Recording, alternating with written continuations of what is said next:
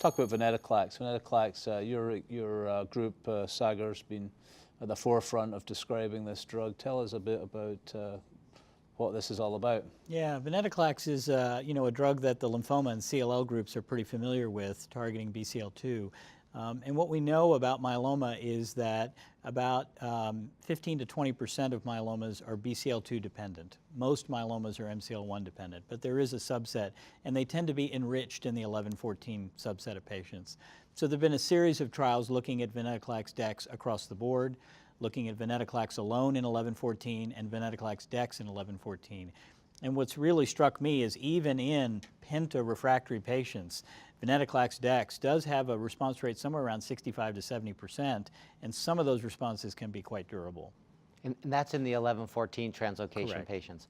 Do you ever use it in the non-11-14 translocation patients? So at our center, Larry Boyes will do sensitivity testing on anybody we want to give it to, and there's a few patients who are not 11-14 but are B-cell-like, and they actually do respond. I think Venetoclax is really sort of a game changer for the patients who have the 11-14 translocation.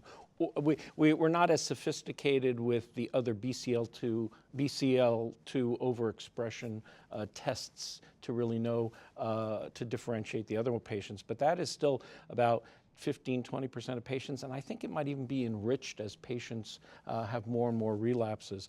It is remarkable sometimes that just giving the single agent will lead to responses in patients, like you said, who are penta-refractory.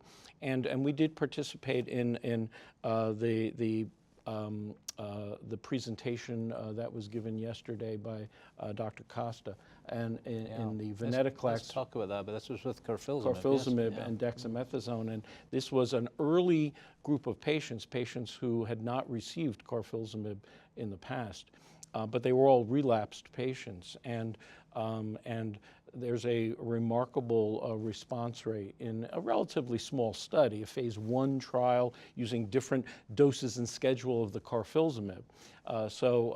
But there was responses even in patients who were 11-14 non-translocated, and for the patients who were translocated, the vast majority of those patients responded beautifully. Amrita, your takeaways from the presentation yesterday of carfilzomib and Venetoclax? I think that it shows that using a proteasome inhibitor with Venetoclax is very important because of the effects of the proteasome inhibitor on MCL1. I mean, having had said that, I think the future is going to be combinations with Venetoclax. There are MCL1 inhibitors specifically in clinical trials. Yes, there are. So I'm very interested to see that in the future, but I just echo the enthusiasm.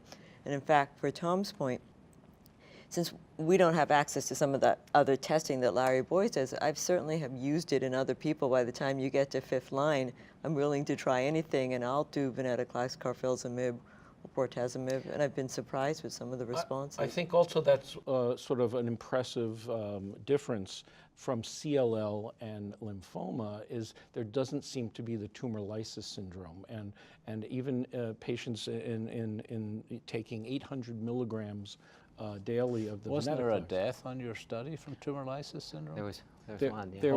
There was a bad tumor lysis that was yeah. correctable, right? Yeah, so, but this was not something that was seen commonly.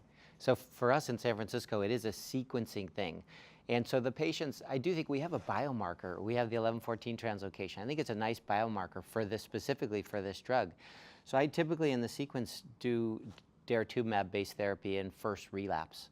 But once they have second relapse or third relapse, and they're the 11-14, I think this is a perfect place to fit Venetoclax, either together with dexamethasone. What dose do you use, Tom? Typically, for people older than age 70, I start them off at 300 milligrams daily, and then I'll go to 600. If they're younger, I start them off at 400 and inch my way up to 700–800. And what's your target dose, 800 or? I think somewhere between 600 and 800 is the target dose. That said, I have an 85-year-old that's on 100 milligrams. He's been on it for the last year, and he's in remission and doing fine. So I do think there's a variability in terms of the dose that you need for this drug. We went up to 1,200 in the clinical trial, and I've used that. I do think there's a bit of a dose effect too, but. And are you guys using single agent or using combo? Both. but mostly single agent in 1114. But again, this is there are clinical trials underway. It's not FDA approved. You can obtain it on compassionate grounds. But Ajai? I would like to see a larger study because I'm not really clear. I've had patients with limited activity so far, but I think I would like to see ideally a biomarker-based study where you're stratified and you get randomized to plus minus and show what really happened, because all the studies so far have been relatively small numbers.